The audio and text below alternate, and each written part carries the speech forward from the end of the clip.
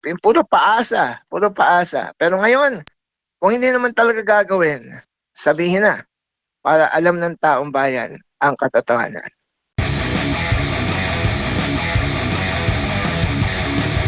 Kumusta po ang ating mga commuters ngayon, attorney, sa gitna nga po nitong krisis na nararanasan natin? Ano ho ba yung madalas na mga reklamong inyo pong natatanggap? Ang NCSP ay nagmo-monitor sa sitwasyon at ang karaniwan ay yung hirap na makasakay. No? Yan ang pinakakaraniwan. Ngayon, may mga pangilan-ngilan na mga sumbong ng overcharging, no? At hindi lamang sa taxi kundi sa mga buses. At kapag may mga ganito kaming na-receive, pinagbibigay alam namin sa LTFRB. Ganun din kapag may mga ilang mga franchise violation na aside from overcharging, ganun din po, ipinapasa namin sa LTFRB for proper action. Opo. Yung nabanggit po ninyo ay na una, yung kakulangan ng masasakyan. Attorney, so ibig sabihin na may shortage po tayo sa mga pampasaherong sasakyan ngayon? Opo, kahit naman po noon pa na pagka nakita nyo sa pagka rush hour, talagang naghihintay ng matagal ang mga pasahero, no? Either nakapila sila ng mahabang panahon o kaya nag-aabang ng matagal sa mga loading and unloading zone. So, perennial yan. At ngayon, lalong naging mabigat dahil sa mga nagtitigil pasada. Usually, mga tigil pasada ay hindi lamang yung tigil pasada na sa panawagan, kung hindi talagang tumigil pasada dahil sa di na kaya talaga. At pumasada man, hindi buong araw. Yun. So, yun po ang it made things worse for the commuters because of the oil crisis. Matatawag ba natin o masasabi ba natin ito, attorney, na mayroon na tayong transport crisis din? Opo. Meron po tayong transport crisis. Kapag ka ang gobyerno ay naglalabas na ng mga libreng sakay, nagkakaroon na ng mga ilang mga aksyon, ibig sabihin may crisis na. Opo. Attorney, doon po sa pagsingil po, yung overcharging naman, papaano po ninyo ito tinutugunan para sa ating mga commuters? Papaano ba dapat mag-report ang ating mga kababayan kung sakali man silang makaranas po ng ganung senaryo? Ang mga pasahero po, kapag naagrabyado sa public transport, usually hindi na po formally nagre-reklamo ang mga yan dahil ang nais nila ay makasakay at makarating sa kanila pupuntahan. Bihirang-bihira yun magpapaabala at formally magko-complain. Kaya naman ang ginagawa ng LCSP ay kapag kami na po ang nagre-report sa hotline sa LTFRB, at ang LTFRB naman proactive din naman diyan, no? Proactive naman diyan na kapag kami mga ganyang overcharging na i-post, nakita ng LTFRB ay ina-actionan. Take the case yung Korean pop idol, hindi naman siya nagsumbong di ba? He posted sa social media niya, social media account, at antimano, nakadating yun sa LTFRB at inaksyonan. Ganun din sa mga iba, pag may aksidente, no? Kaagad naman natutugunan basta makadating sa LTFRB.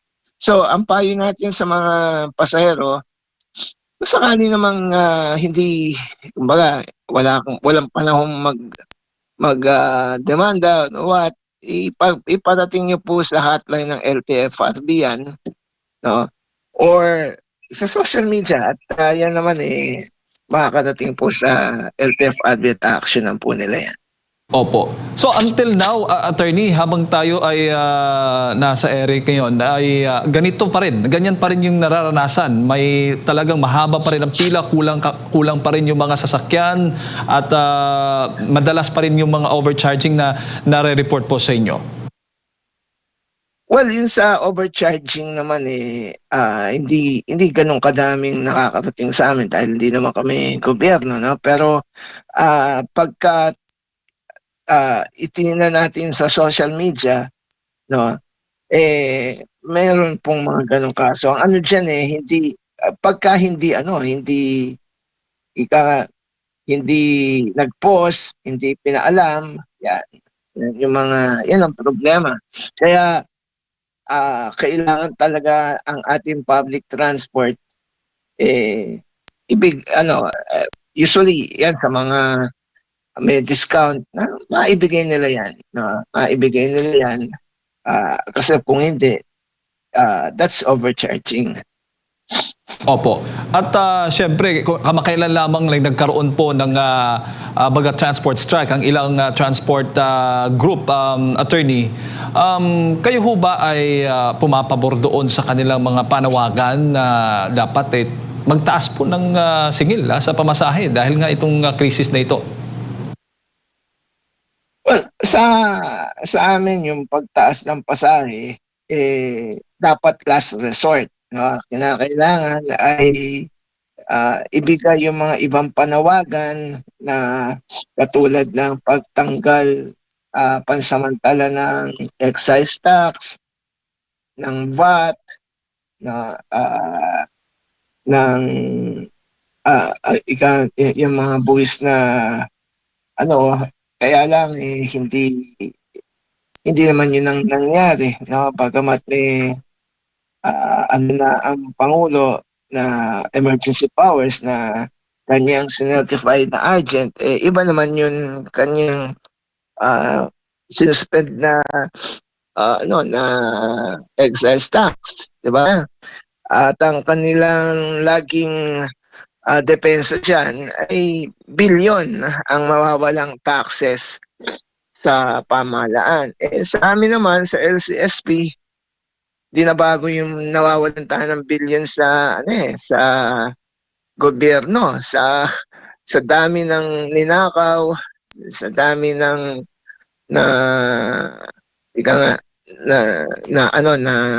ninakaw, na darambong, na trilyon, no, ng ilang mga mambabatas at taong gobyerno na wala naman naging pakinabang ang taong bayan, hindi na bagong nawawala yun sa pamahalaan. Ang kaibahan lamang dito sa hinihingi ng taong bayan, mawala man yan, assuming mawala man yan kitang yan sa gobyerno, napupunta naman yung direktang pakinabang sa taong bayan. No, so we don't with all due respect sa mga economic managers natin, hindi namin tanggap yung ganung paliwanag, no? Dahil sana kung nakikita natin na may nakukulong ng mga malalaking personalidad, baka ma-justify pa ng ganon. Okay, hindi naman. So, yun po ang amin pong sagot dyan, na yung pong mga nagtitigil pasada, yung mga actively nagtitigil pasada, no? Dahil hinihingi nila yung taas pasahe. What we can say about them is that they are exercising the rights, no? Dahil yun ang kanilang economic weapon sa ganitong mga sitwasyon, no? Na dapat natutugunan to ng pamahalaan, hindi lang ng DOTR at LTFRB kasi syempre sa transport lang sila, no? Yun Malacanang at economic managers nila, no? Kasi naniniwala naman kami na hindi naman gagalaw yung DOTR at LTFRB, no, kung hindi kumpas ng Malacanang. So kung ano yung kumpas ng Malacanang, they will just implement yung mga transport officials na so ang amin pong sagot dyan is let them express their indignation sa nangyayari.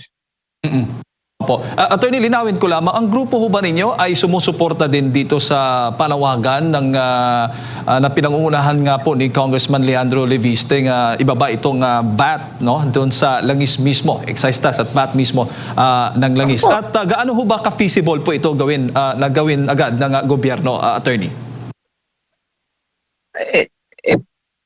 Feasible po yan kung gusto nilang gawin.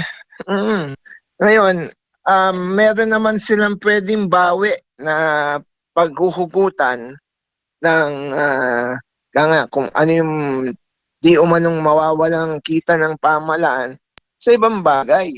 Oo. Oo. Kaya kami, sumusuporta kami dyan. At noon pa, no? Noon pa namin sinasabi yan. Ilang taon na masyadong mataas ang presyo ng petroleum products natin, no? Wala pa pong oil crisis, no? Na yung imposition ng VAT, ng imposition ng excise tax, pag kinompute niyo yan sa bawat litro na inyong pinakakarga, we are overtaxed dyan sa bagay na yan. Oo. Okay. Kaya noon pa, kahit wala pa po, wala pa yung oil crisis, you could see sa page ng LCSP years ago. Yan na po yung aming panawagan. No? Sa bawat panawagan ng transport group na taas pasahe, we always recommend yun tingnan, silipin itong excise tax. Opo. Attorney, si Partner Admar, kasama ko po ngayon, may mga karagdagang katanungan po sa inyo. Attorney, magandang umaga po, si Admar po. So, sir, Yes, Admar. mas prefer ninyo ang pagbawas ng excise tax o di kaya ang VAT compare dito sa fare hike po, Attorney? Yes, opo. Opo. So, what if naman po na natuloy yung fare hike? Okay naman po siguro ito sa mga mananakay natin, considering dahil nga sa kulang yung kinikita ng ating ng mga tsoper, kaya siguro nababawasan yung bilang ng namamasada ngayon, Attorney. Depende po kung magkano po yun itataas, no? Kung babalikan po natin yung mga pangyayari, nirekomenda na nga ng DOTR yung dati ng 1 peso, di ba? Tapos nag-announce si Presidente na binawi. Hindi daw, wag muna. Hindi panahon. Yan sabi niya.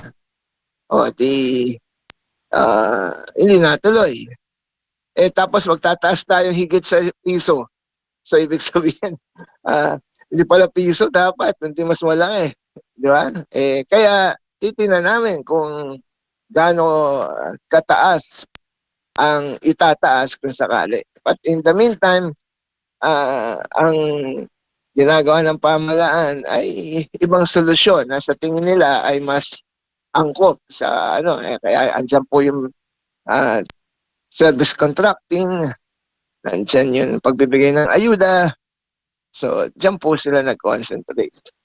Opo, kasi ang point naman dito ng mga tsoper, bago pa man itong naging panibagong krisis sa gitnang silangan, matagal na silang humihiling. Oo, totoo yun. Opo.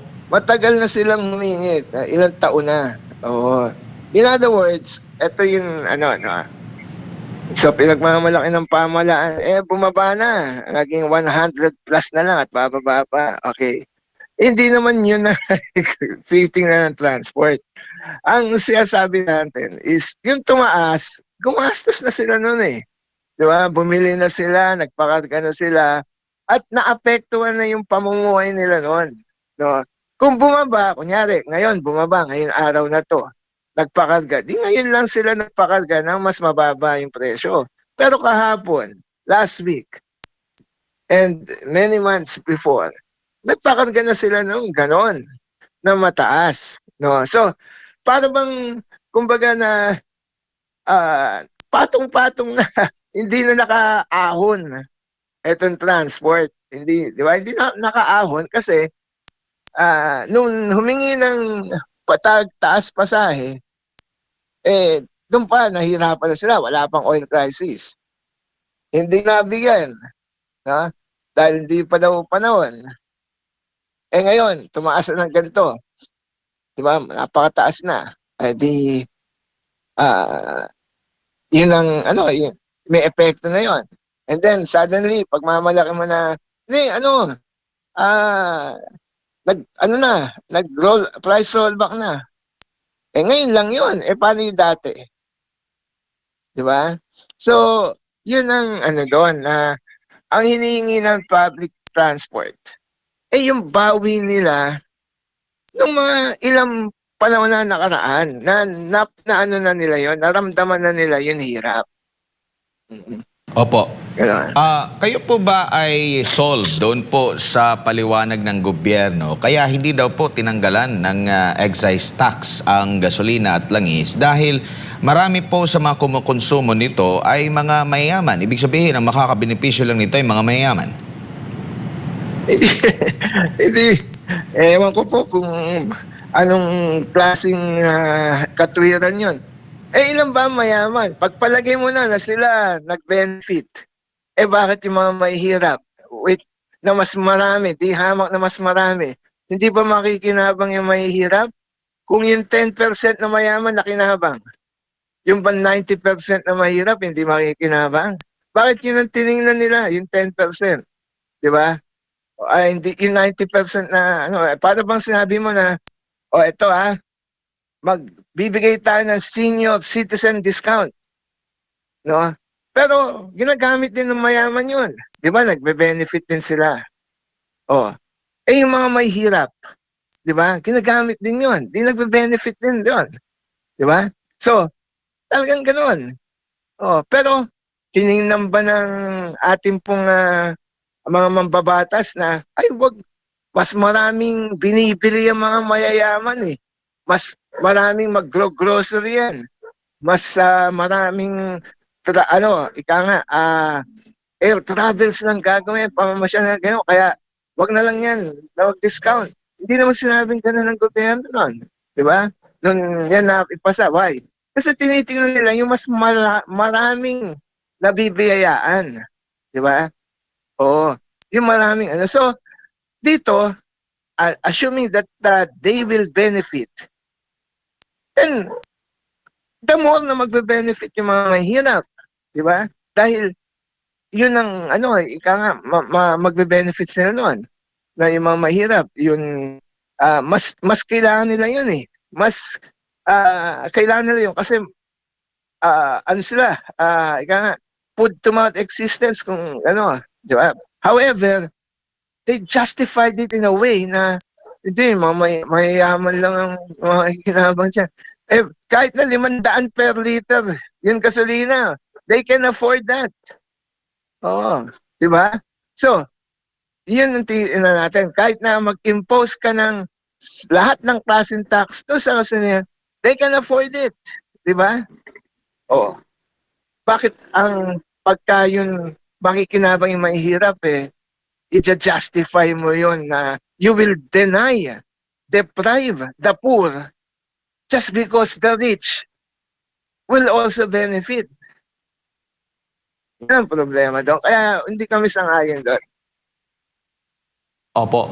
Ayan, attorney, siguro yung huling mensahe para sa ating mga kababayan nanonood po at nakikinig po sa mga oras na ito. Well, sa ating pong mga sa ating mga sarili, well, kung may maititipid pa, di sige. Pero kung hindi na kaya, talagang sana ay mapakinggan na ng pamahalaan yung mga hinaing ng ating mga kababayan. Ito pong excise tax, but kung hindi talaga kayang tanggalin, sabihin na nila. Sabihin na nila at huwag na nilang pagpaasahin ng taong bayan. Dahil pinaasa na nila, no? Humingi ng emergency power, no? And let's see, sabi na, puro paasa, puro paasa. Pero ngayon, kung hindi naman talaga gagawin, sabihin na para alam ng taong bayan ang katotohanan.